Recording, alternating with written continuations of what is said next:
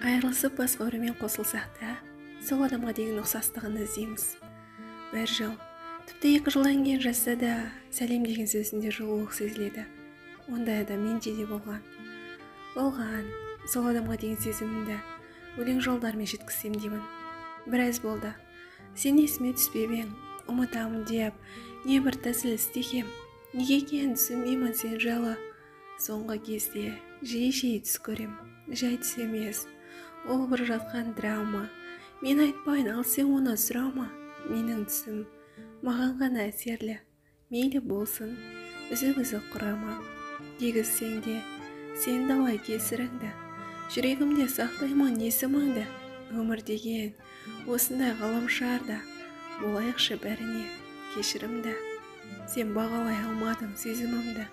Ұмыттың ау, саған деген сенімімді. Жүрекенсің қай жақта, қай өңірде. Кімге арнадың қашандай жүрегіңді. Жыламашы, өкінбеші өткеніңе. Кінәртпашы өміріңнен кеткендерге. Өмір алда әлі талай қуанасың. Асықпашы жаным ау, шектелуге.